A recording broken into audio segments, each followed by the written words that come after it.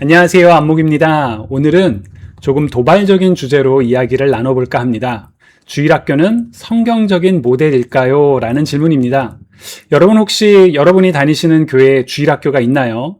어린이들과 또 우리 중고등부를 위한 그런 별도의 예배, 영어로는 Children's Ministry 혹은 Youth Ministry라고도 이야기를 하는데, 주일학교가 너무나도 당연하고 보편화되어 있는 이런 상황에서 주일학교가 과연 성경적인 모델일까요? 라는 질문, 지금부터 함께 살펴보도록 하겠습니다.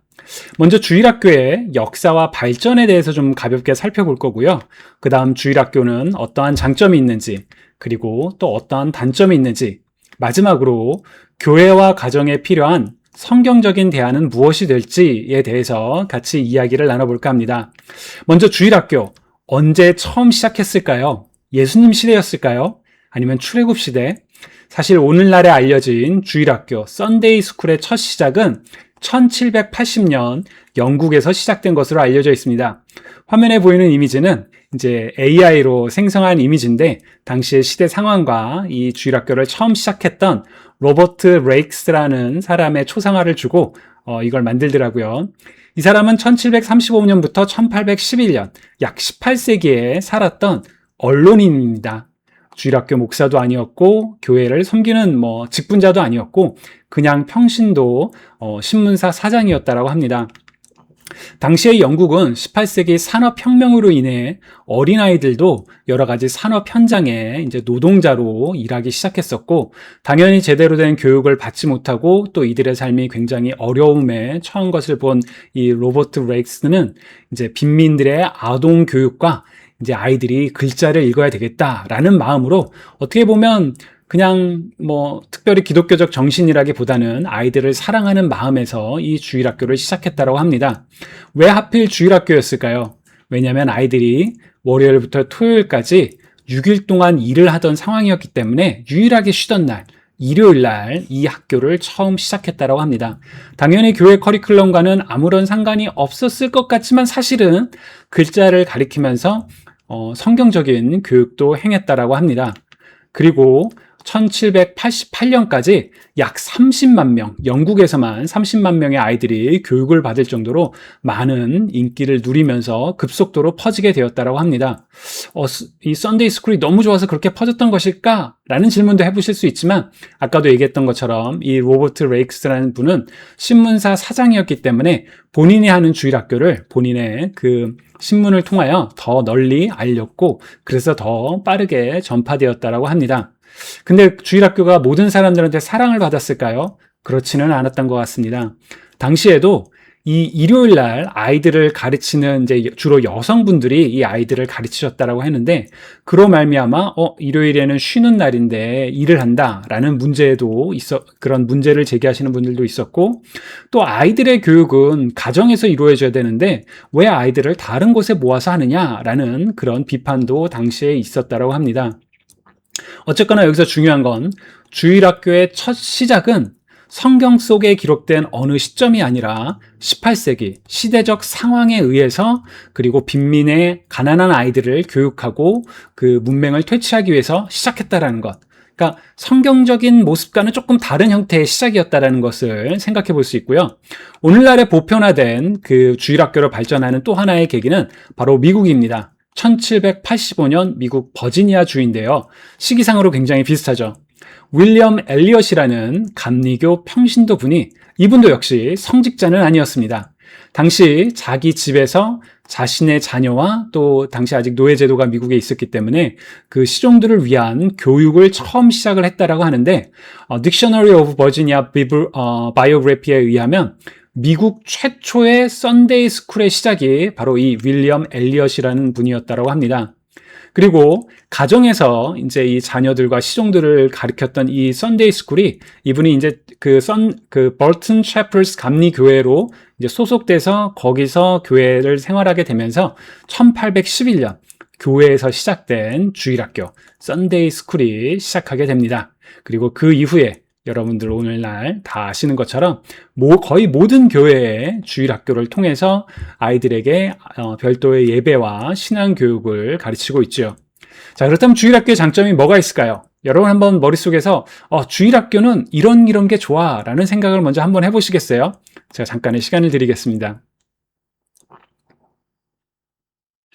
주일학교의 장점. 사실 생각해보면 참 많은 것 같습니다. 첫 번째는 아까도 얘기했던 것처럼 주일학교의 첫 시작은 바로 어린이를 교육하기 위해서, 일부는 세계 최초의 대규모 무료 교육 운동이 바로 이 주일학교였다라고 이야기를 합니다. 그리고 이 주일학교를 통해 당연히 문맹률이 감소했고요. 또 그 영국에서는 이 가난한 아이들에게 교육을 가르치고 이들을 돌봄으로써 당시의 심각한 사회 문제를 해결하는 그런 긍정적인 효과도 가져왔다라고 합니다. 그리고 평신도 교육사역의 출발점이라고도 할 수 있습니다. 이전까지는 교회에서의 누군가를 가르치는 교육사역은 성직자나 혹은 특정한 직분자에게만 한정되었다고 생각했는데, 일반 여성들이 아이들을 가르치기 시작하면서, 그리고 오늘날 사실 주일학교 미니스트리의 가장 중요한 핵심은 바로 평신도 분들이죠. 제가 그 다음 세대 사역을 하면서도 늘 우리 집사님들과 또 형제님 자매님들에게 많이 부탁을 하기도 하고, 또 그분들과 함께 했던 그런 좋은 기억들이 남아 있습니다. 물론 그렇게 선생님들을 이렇게 리크루트하는 거, 그분들이 자발적으로 참여하시도록 하는 것도 쉽지는 않은 일이었지만, 그분들이 자발적으로 함께 주일학교 사역과 또 유스 사역에 함께 하면서 정말 많은 즐거웠던 기억이 있습니다. 평신도 교육 사역을 교회 공동체가 함께하는 중요한 롤의 시작도 바로 이 주일학교라고 할 수 있겠죠. 그리고 아마 많은 분들은 바로 이 세 번째를 주일학교의 장점으로 꼽으실 것 같습니다. 눈높이에 맞는 효율적인 신앙교육, 아이들의 연령에 맞는 그런 예배의 형태, 또 그런 성경적인 교육이 아이들에게 필요하고 좋다라고 많은 분들이 생각하실 것 같습니다. 제가 애틀란타에서 신학교를 다닐 때 이제 그 수업의 일환으로 애틀란타 지역의 여러 교회를 방문하는 경우가 있었는데, 그 중에 가장 기억나는 큰 대형 교회 중에 하나는 아이들의 예배 공간이 무슨 테마파크처럼 해놨더라고요. 들어가는 입구부터 킹덤 딱 이렇게 쓰여가지고 정말 온갖 그 컬러풀한 그런 여러 가지 색색들이 되어 있고, 정말 아이들이 오면 교회가 아니라 놀이공원에 온 것 같은 그런 느낌이 들 정도로 예배 공간을 별도로 하고, 또 아이들이 즐겁게 예배 드릴 수 있는 그런 것을 보면서 참 신기하다 또는 대단하다, 그 당시는 부럽다, 이런 생각도 한 적이 있어요. 눈높이에 맞는 효율적인 신앙교육을 위해 주일학교가 필요하다. 그리고 어떤 분들은 이것도 꼽으셨을 것 같습니다. 공동체. 우리 아이들이 신앙을 함께 나누며 성장할 수 있는 그런 친구들을 만났으면 좋겠어요. 사실 미국의 한인교회, 아마 한국의 교회들도 비슷하겠지만, 교회를 선택할 때 부모님들이 우리 아이들이 예배 드릴 수 있는 공동체가 좀 잘 형성되어 있는 곳을 교회를 선택하는 중요한 이유 중에 하나로도 생각하실 것 같은데요. 아이들이 함께 어울릴 수 있는, 또래 친구들을 사귈 수 있는 그런 공동체 형성에 주일학교가 중요한 역할을 하고 있다고 할 수 있을 것 같습니다. 또 어떤 것들이 있을까요? 여러분 혹시 여러분들이 생각하시는 주일학교의 장점이 있다면 이 영상에 댓글에 함께 기록해 주셔서 다른 분들도 주일학교 그래 이런 면에서 좋아 라는 것도 나눠주실 수 있으면 참 좋을 것 같습니다. 자, 그렇다면 조금 무거운 주제로 돌아갈까요? 주일학교는 어떠한 단점, 안타까운 점이 있을까요? 첫 번째, 세대 분리와 단절이라는 그런 단점이 있습니다. 제가 교회를 다닐 때 경험을 생각해보면 지금도 비슷하지만 주일에 차를 타고 교회를 같이 갑니다. 그리고 저는 성인 예배 가고 아이들은 아이들 예배 가고, 그리고 시간이 지난 다음에 같이 만나서 돌아오는 이런 형태죠. 그러니까 저 같은 경우는 미국에 있는 한인교회에서 사역을 하고 또 아이들을 이제 한인교회에서 같이 다니면서, 한인들은 부모 세대는 한국어로 예배를 드리고 자녀들은 영어로 예배를 드리다 보니까 예배 중에 어떤 일들이 일어났는지 완전 그 부분이 좀 단절이 됐던 것 같아요. 그래서 그 부분을 굉장히 많이 안타깝게 생각해서 바로 이 다음 세대 신앙교육 채널에서도 이걸 어떻게 극복할 수 있을까 여러 영상을 통해 여러분들과 이야기를 나눴던 것 같습니다. 주일학교의 단점으로 지적되는 가장 큰 부분이 바로 이 세대 분리와 단절, 이 부분이라고 할 수 있습니다. 두 번째로 부모의 역할 약화라는 점이 있습니다. Dry Cleaning Parents, 아마 제 영상들을 보신 분들은 이 표현 보면 그 얘기 또 그 얘기구나 이렇게 생각하실 수 있는데요. 저는 이 표현을 오렌지 컨퍼런스에서 처음 들었습니다. 이제 매년 그 4월이나 5월에 애틀랜타에서 이 Rethink Orange라는 곳에서 이제 가정은 빨간색이고 교회는 빛을 상징하는 노란색이다. 그래서 노란색과 빨간색이 만나는 중간, 이 오렌지. 그래서 교회와 가정이 함께 사역을 해야 된다라고 미국 사람들이 많이 모이는 그런 컨퍼런스예요. 제가 마지막에 참여할 때만도 한 7,000명, 8,000명 그 정도 오는 굉장히 큰 컨퍼런스였는데 거기서 들었던 표현입니다. Dry cleaning parents. 부모들을 드라이 클리닝 페어런트로 만들지 말라. 무슨 뜻이냐면 아까도 얘기했던 것처럼 드라이 클리닝 옷을 맡기듯이 교회에 와서 아이들을 자녀 예배에 썬데이 스쿨에 맡겼다가 몇 시간 뒤에 찾아가면 옷이 깨끗해지는 것처럼 자녀들이 신앙적으로 깨끗해지고 영적으로 성장할 수 있을 거라는 착각하지 말라라는 그런 내용입니다. 거기서의 결론은 그거였습니다. 아이들이 대부분의 시간을 보내는 가정에서 부모들이 신앙교육을 할 수 있어야 되고 교회의 역할은 가정에서 부모들이 신앙교육을 할 수 있도록 돕는 거다라는 이제 그런 내용이었는데요. 이것도 주일학교의 단점으로 얘기할 수 있을 것 같습니다. 그리고 세 번째, 그 부모의 역할과 관련해서 하나를 덧붙인다면 아까도 처음 그 주일학교가 시작됐을 때 비판 여론 중에 하나가 아이들을 가정에서 해야지 왜 교회에서 하냐라는 질문이었다라는데 그 당시에도 이런 내용이 나왔다라는 게 저는 이번에 자료를 찾아보면서 좀 신기하더라고요. 자, 눈높이에 맞는 프로그램 중심의 신앙교육. 제가 눈높이에 맞는 걸 이렇게 딱 졌는데 그 이유는 뭐냐면 미국에도 이런 논쟁이 있어요. 그 자녀와 함께 예배를 드리는 것이 좋으냐 아니면 자녀의 눈높이에 맞는 예배를 드리는 것이 좋으냐 라는 이제 그런 질문인데 자녀와 따로 예배를 드려야 된다는 곳에서는 아이들의 눈높이에 맞는 예배가 필요하다라는 그런 주장인데요. 근데 사실 그 부분을 추구하다 보니까 정말 신앙교육, 성경에 대한 가르침보다는 아이들이 즐겁게 할 수 있는 액티비티 중심의 신앙교육이 되고 있지 않나라는 비판입니다. 여러분들의 자녀가 다니고 있는 혹은 여러분들이 경험했던 주일학교 혹은 유스 사역은 어떤 모습이 있나요? 그래도 예배 잘 드렸어요. 그래도 정말 성경에 대해서 잘 배웠어요. 그럼 긍정적인 모습도 분명히 있겠죠. 그러나 어떤 곳은 너무 프로그램 중심적으로 뭔가 또 다른 소셜 액티비티처럼 그런 쪽으로 빠져 있는 것은 아닌가라는 생각도 할 수 있을 것 같습니다. 그리고 아까 제가 그 얘기를 했었죠. 자녀와 함께 예배를 드리냐 따로 드리냐의 예배에 이제 충돌을 할 때 따로 예배를 드려야 된다는 입장은 눈높이에 맞는 신앙교육이 필요하다. 그렇다면 같이 예배를 드려야 된다라는 입장에서는 뭐라고 얘기할까요?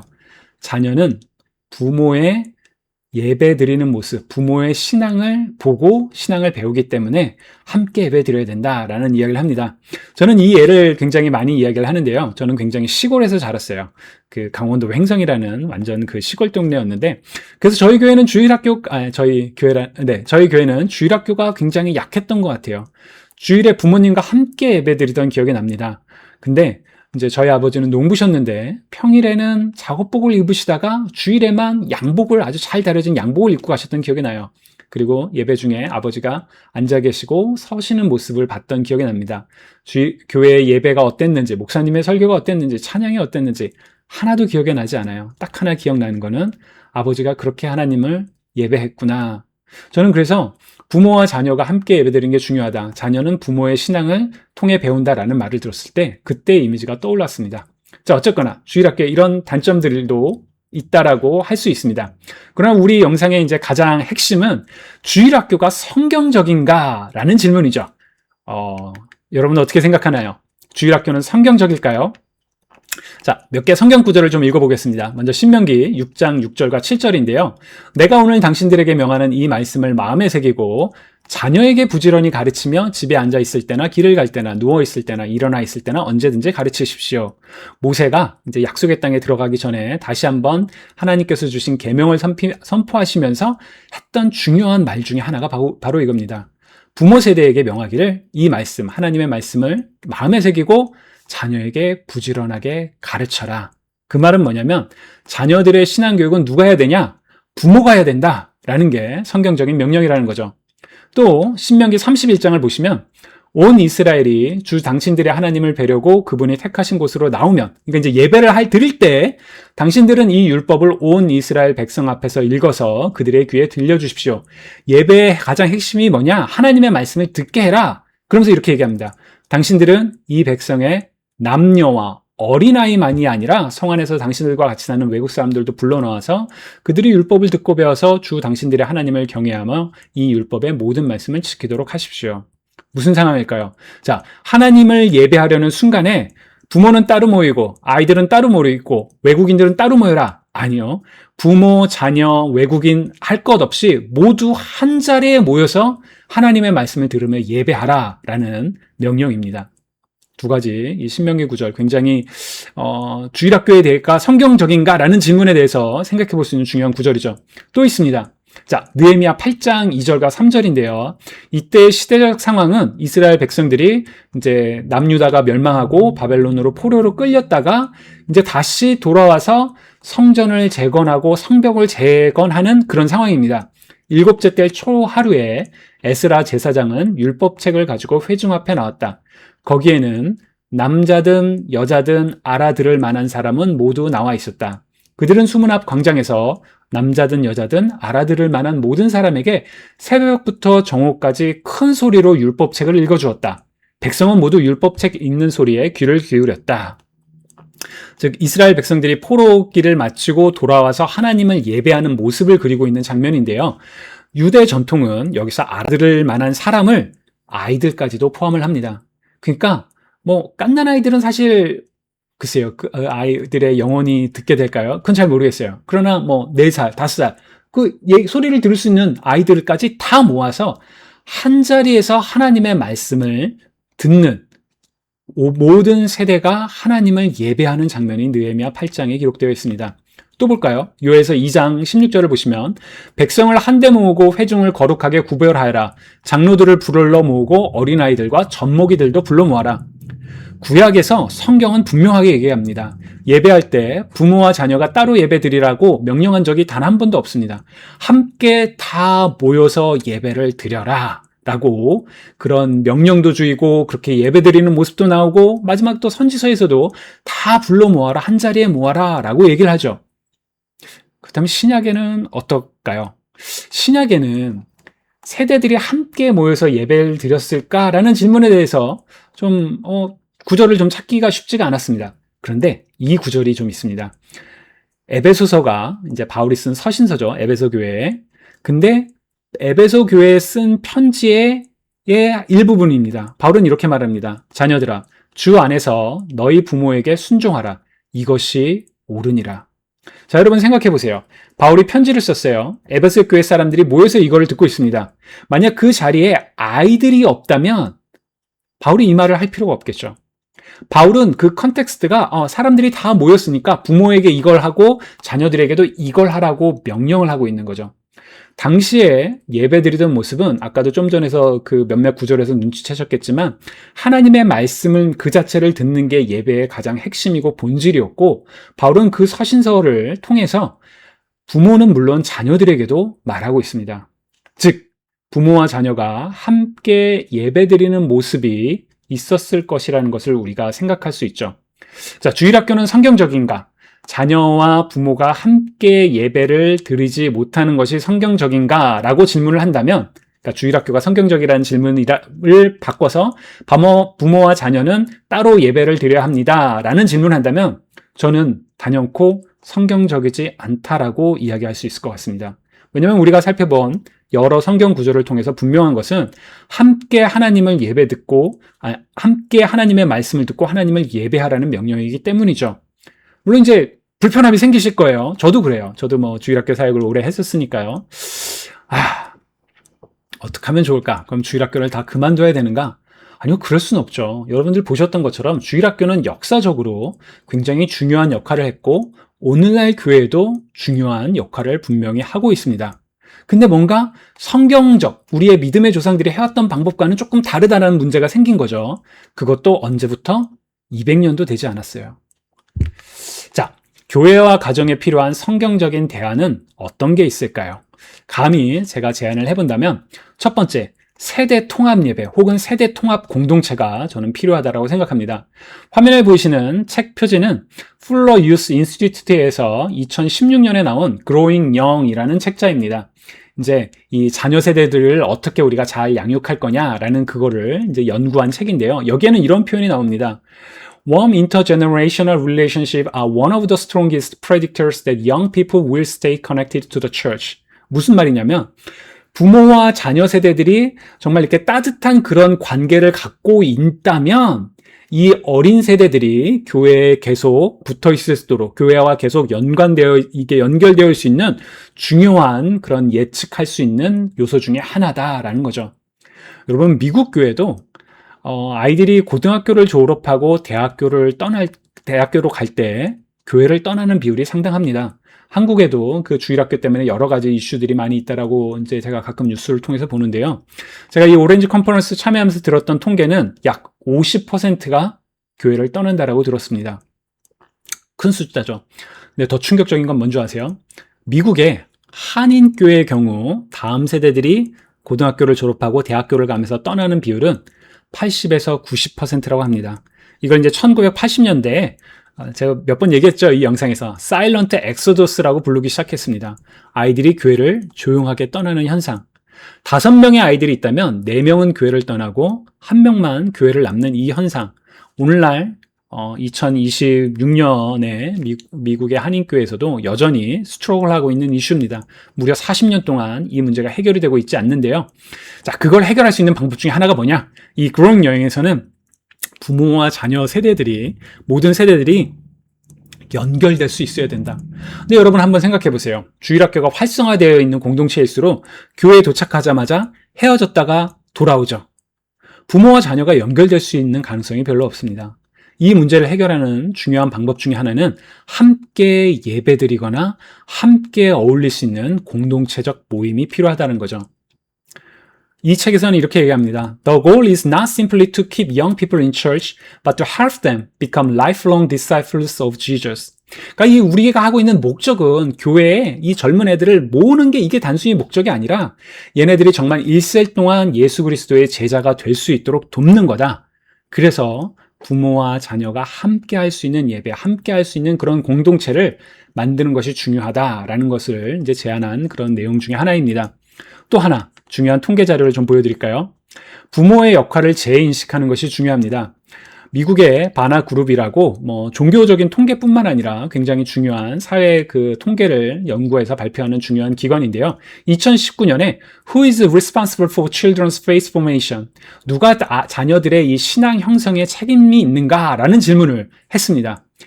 99% of Protestant pastors rank parents as a primary influence in children's spiritual formation. 그러니까 99%. 자, 1%는 누구일까 좀 궁금하긴 한데 모든 개신교 목사들은 부모가 자녀들의 신앙 형성에 첫 번째 영향력을 준다. 첫 번째 책임이 있다라고 대답을 했습니다. 여러분들 혹시 어떠시나요? 내 아이들의, 우리 자녀들의 신앙 교육이 책임이 누구한테 있다고 생각하시나요? 부모인가요? 아니면 교회 혹은 교회의 목사님이신가요? 또 재미난 통계 중에 하나, 그 설명 중에 이게 있습니다. Most practicing Christians say their faith was passed down to them. 68% say their mothers were the greatest influence on their faith. 46% point to their fathers. 한 사람의 아빠로서 엄마보다 이게 좀 낫다라는 게 약간 좀 아쉽긴 한데 약 70%가 나는 어머니로부터 내 신앙에 영향을 받았다. 그리고 약 45%가 아버지로부터 신앙의 영향을 받았다라고 얘기를 합니다. 그 말은, 이 말을 다시 해석한다면 뭐냐면 자녀들의 신앙 교육에서 가장 중요한 역할을 할 사람들은 부모라는 거죠. 여러분, 교회가 물론 교회의 역할이 분명히 중요합니다. 근데 아까도 얘기했던 것처럼 우리는 드라이 클리닝 페어런츠가 되어서는 안 됩니다. 자녀들의 신앙을 부모가 양육해야 된다는 책임이 있고 그거를 양육할 수 있도록, 교육할 수 있도록 우리가 do something, 뭔가를 해야 되겠죠. 자, 그럼 이제 이런 질문이 나옵니다. 어떡하죠? 사실 제가 그 다음 세대 사역을 하면서 정말 이 부분을 많이 스트로크를 했어요. 저 뭐 세대 예배를, 세대 통합 예배, 뭐 All Generation Worship 그런 커뮤니티를 해야 된다라고 많이 주장을 했지만 사실 부모 세대 혹은 성인 세대에게 그게 많이 어필하게 되지는 않았던 것 같아요. 많은 예배를 같이 드리자, 가족 예배를 우리가 좀 더 많이 드려야 된다라는 얘기를 할 때마다 들었던 얘기는 아이들의 눈높이에 맞는 설교가 필요하고 어른들의 눈높이에 맞는 설교가 필요합니다. 또 저는 이제 미국이라는 컨텍스트에 있다 보니까 우리 아이들은 영어를 쓰고 우리는 한국어를 쓰는데 이 언어 때문에 이 세대 통합 예배는 불가능합니다. 그런 얘기도 많이 들었습니다. 그런 챌린지도 많이 있었고요. 어떻게 이거를 해결할 수 있을까요? 근데 저는 이게 중요하다고 생각해요. 문제를 해결해야 되는 것보다 이걸 어떻게 해결할 건가 그 방법보다 더 중요한 거는 이게 문제라는 분명한 인식이라는 것. 우리가 앞서 성경 구절을 통해서 확인했던 것처럼 온 세대가 함께 예배를 드리는 모습이 성경에 우리의 믿음의 조상들이 하나님을 예배했던 방법이고 또 성경도 직접적으로 함께 모이라라고 얘기를 합니다. 그러니까 우리는 목적은 분명해요. 이걸 이제 해결을 해야 되는 거죠. 방법이 없다라고 우리의 목표를 놓쳐서는 안 되겠죠. 세대 통합 예배, 공동체. 저는 오늘날의 교회에 너무나도 필요한, 특히나 주일학교가 많이 작아지고 있다, 아이들이 신앙을 떠나고 있다, 이런 안타까운 소식을 들을 때마다 교회가 우리 부모 세대들이 역할을 해야 되는, 생각을 바꿔야 되는 첫 번째는 어떻게 우리가 함께 예배를 할 것이냐, 공동체에 모여서 어떻게 intergenerational relationship을 빌드할 수 있겠냐라는 이 질문이라고 생각합니다. 두 번째, 가정에서의 신앙 교육이 너무 중요하다고 할 수 있습니다. 이 부분에서 넘어지는 부모님들이 많으실 거라고 생각합니다. 바빠요. 시간이 없어요. 집에 돌아오면 너무 피곤해요.